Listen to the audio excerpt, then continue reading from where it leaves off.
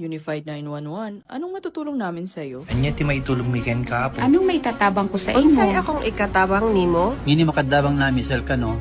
Sa anumang wika o dialekto, may tulong na darating sa iyo.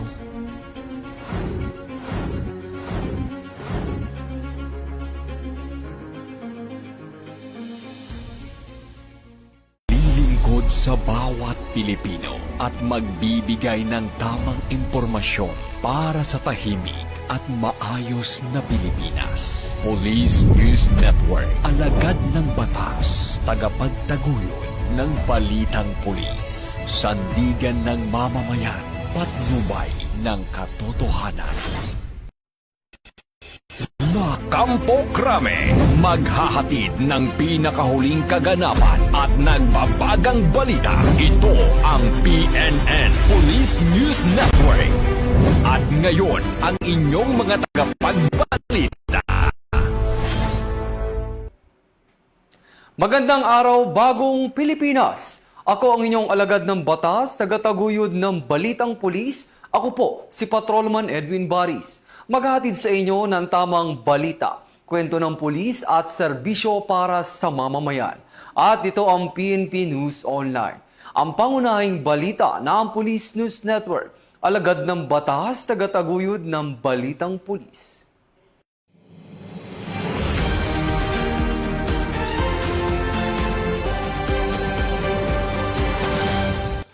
Narito ang mga balitang hatid ng ating PNN correspondents mula sa iba't ibang panig ng bansa.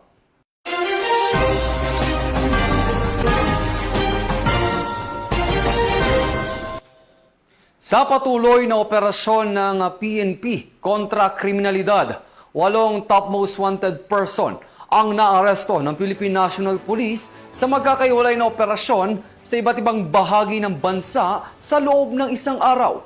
Nakibalita dyan si Patrolwoman Rezalie Umalay. Wanted persons ang naaresto ng Philippine National Police sa magkakahiwalay na operasyon sa iba't ibang bahagi ng bansa noong Agosto 3 taong kasalukuyan. Kabilang sa mga nadakip ang mga wanted persons sa Iloilo, Metro Manila, Bukidnon, Misamis Oriental, Negros Occidental, Negros Oriental, Capiz at Misamis Occidental na nahaharap sa iba't ibang kasong kriminal.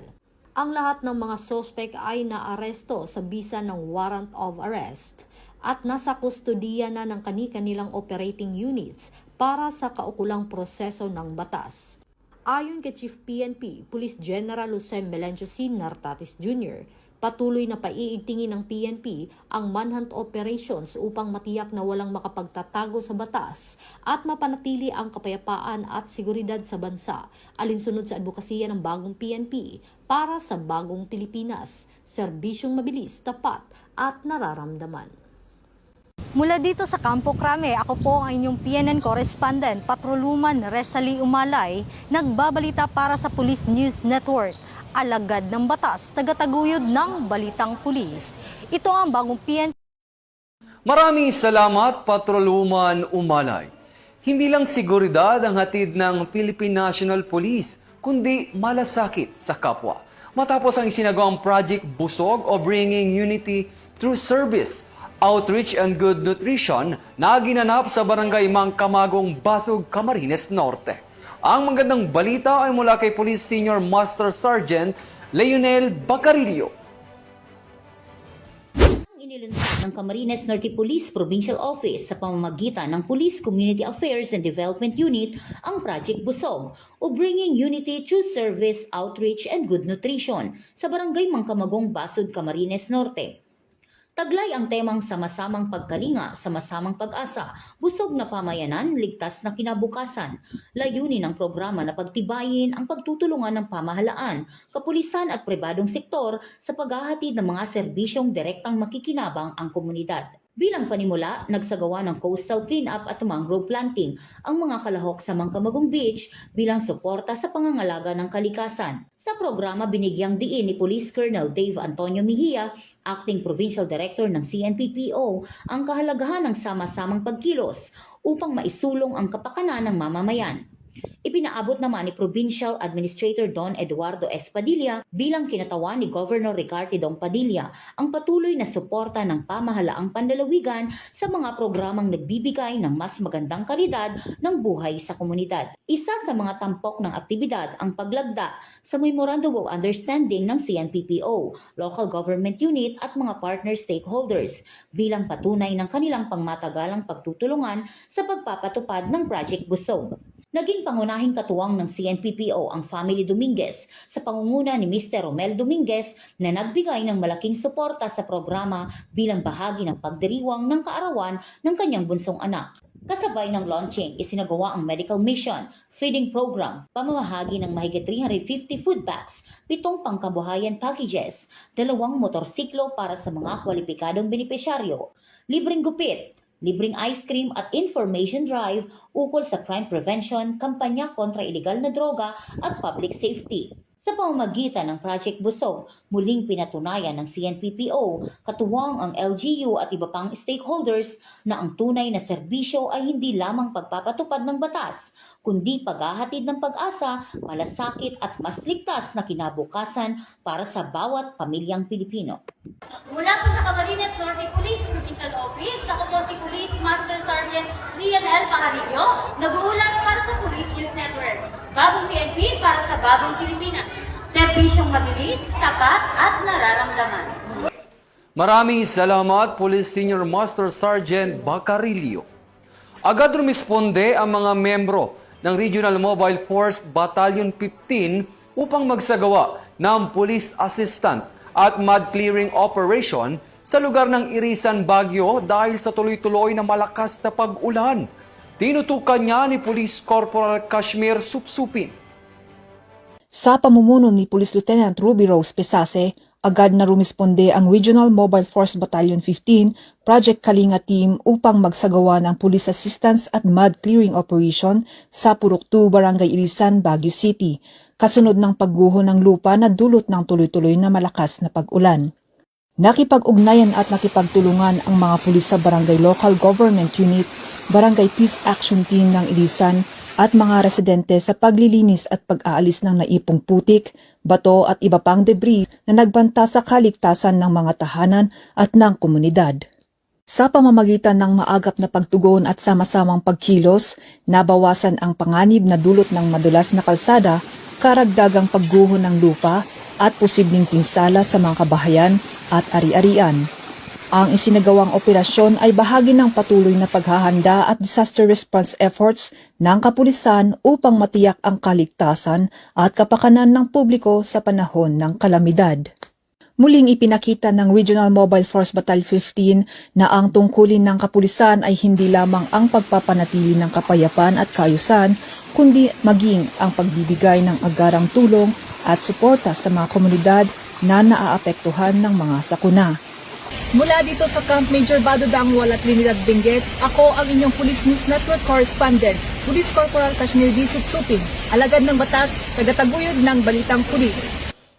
Maraming salamat, Police Corporal Supsupin.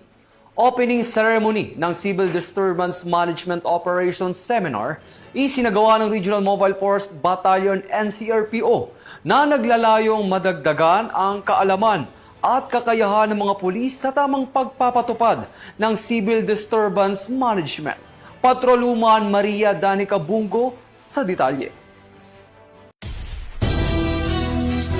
Sa ilalim ng pamumuno ni Force Commander Police Colonel Celso M. Rodriguez, matagumpay na isinagawa ang opening ceremony ng Civil Disturbance Management Operations Seminar o CDMOS. Third class, isinagawa ang seminar bilang suporta sa mga programa ni PNP Chief Police General Jose Melencio Sinar Tates Jr. at sa pamumuno ni NCRPO Regional Director Police Major General Anthony A. Abirin na patuloy na nagsusulong ng isang profesional, disiplinado at mahusay na kapulisan para sa mas ligtas na pamayanan.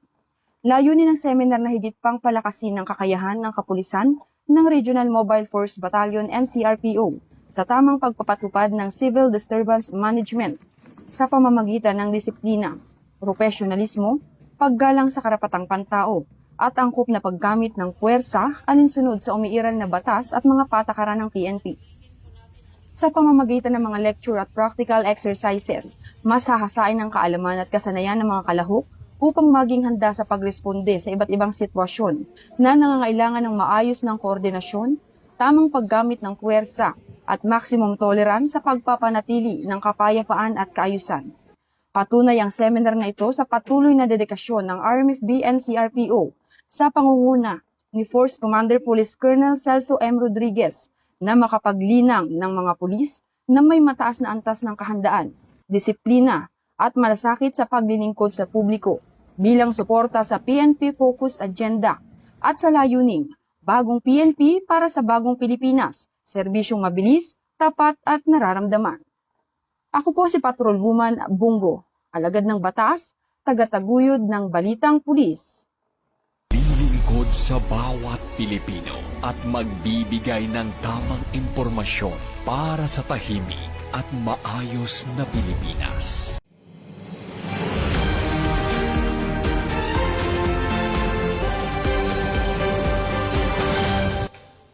Maraming salamat, Patrolwoman Bungo. Sa kulungan, ang bagsak ngayon ng 3 regional most wanted person ng Northern Mindanao sa magkakaiwalay na law enforcement operation ng Police Regional Office 310 sa probinsya ng Misamis Occidental, Misamis Oriental at Bukidnon. Yan ang balitang tinutukan ni Police Corporal Joel Subsuban. Wanted persons ang naaresto sa Police Regional Office 10 sa magkakahiwalay na law enforcement operations sa Misamis Occidental, Misamis Oriental at Bukidnon mula Agosto 3 hanggang 4 taong kasalukuyan. Sa Villanueva, Misamis Oriental, naaresto ang top 2 regional most wanted person alias Kim, 24 years old, na nahaharap sa 2 bilang ng statutory rape at 7 bilang ng acts of lasciviousness. Batay sa investigasyon, inakusahan ang suspect ng umano'y sexual na pang-aabuso sa 2 niyang minor de edad na pamangkin. Samantala, sa Aluran, Misamis Occidental, arestado ang top 3 regional most wanted person na nahaharap sa mga kasong rape in relation to Republic Act Number 7610 o Special Protection of Children Against Abuse, Exploitation and Discrimination Act. Naaresto ang 19 years old na suspect na nakilala lamang sa alias na Asun. Ayon sa investigasyon, inakusahan siya paulit-ulit na sexual na inabuso ang isang minor de edad at umano'y tinakot ang biktima upang hindi magsumbong. Sa Malay-Balay City, Bukidnon, timbog din ang top 6 regional most wanted person na siya rin top 2 provincial at top 1 city most wanted person. Kinilala ang suspect na si alias Eric, 42 years old, na inaresto batay sa warrant of arrest para sa kasong robbery with homicide na walang inirekomendang piyansa. Kapwa nasa kustodiya na ng pulisya ang 3 akusado habang isinailalim sa kaukulang legal na proseso. Patuloy na mga pinaigting ng Police Regional Office 10 ang kampanya laban sa mga wanted persons upang matiyak na mananagot sa batas ang mga akusado at mapanatili ang kapayapaan at seguridad sa Northern Mindanao. Mula dito sa Campo Alagar, ako po ang inyong Police News Network correspondent mula sa Regional Public Information Office ng Police Regional Office 10, Corporal Joel Lazaro Subsuban, alagad ng batas, tagataguyod ng Balitang Pulis. Maraming salamat, Police Corporal Subsuban. Dumako naman tayo sa weather updates ngayong araw. Tropical Storm Maymay at Habagat patuloy na nakakaapekto sa ilang bahagi ng bansa. Samantala, nagpaalala naman ang PNP sa publiko na maging alerto sa posibleng pagbaha at landslide. Makinig sa abiso ng lokal na pamahalaan. Ibabalita yan ni Patrolwoman Restali Umalay.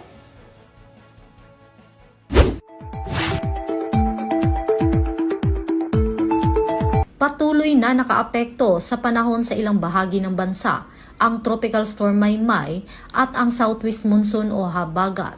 Batay sa pinakahuling impormasyon ng DOST Pag-asa, ngayong umaga Agosto 6, nasa bahagi ng Bangged Abra, ang sentro ng Tropical Storm Maymay, alas 7 ng umaga, taglay ang maximum sustained winds na 65 km per hour at pabugsong hanggang 110 km per hour. Ayon sa Pag-asa, nakararanas ng masamang panahon ang ilang bahagi ng Northern Luzon dahil sa bagyo, habang ang habagat naman ay nagdadala ng pag-ulan sa Metro Manila at iba pang bahagi ng Luzon. Kabilang sa mga lugar na maaaring makaranas ng moderate hanggang heavy at sa ilang lugar ay intense rains. Ang mga bahagi ng Northern Luzon, posible rin ang flash floods at rain-induced landslides, lalo na sa mga lugar na madaling bahain at gumuho sa Metro Manila, Rizal, Cavite, Batangas, Laguna at Occidental Mindoro. Occasional rains dulot ng habagat ang inaasahan na maaari ring magdulot ng flash floods o landslides. Samantala, batay sa pinakahuling tala ng mga otoridad, 53 barangay at 7 kalsada ang naiulat na apektado, habang 3,012 individual mula sa 944 pamilya ang naitalang nasa evacuation centers. Nananatiling nakaalerto ang mga unit ng PNP at patuloy ang pakikipag-ugnayan sa mga disaster response agencies at lokal na pamahalaan. Pinapayuhan ang publiko na maging alerto sa posibleng pagbaha, flash floods at landslides, iwasang tumawid sa rumaragasang tubig at sumunod agad sa evacuation at safety instructions ng lokal na otoridad. Patuloy na subaybayan ang mga opisyal na weather bulletin at rainfall advisories ng DOST Pag-asa. Gayon din ang mga abiso ng inyong LGU at iba pang kinaukulang ahensya.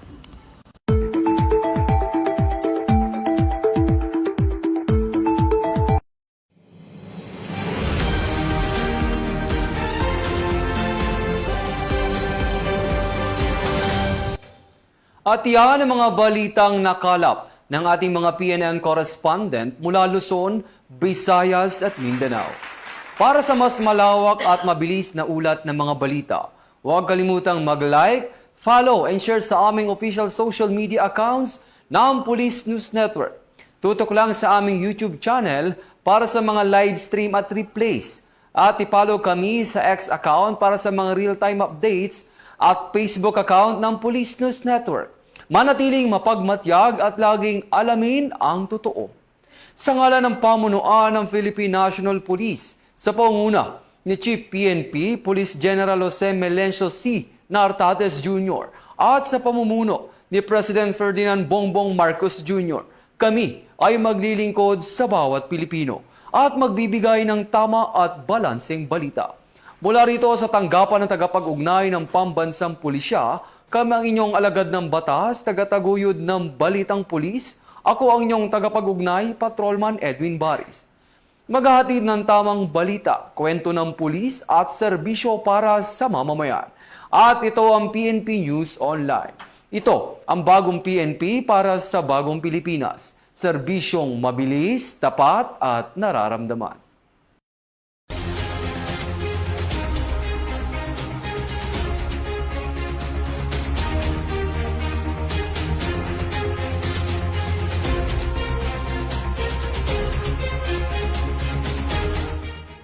Police News Network, alagad ng batas, tagapagtaguyod ng balitang pulis.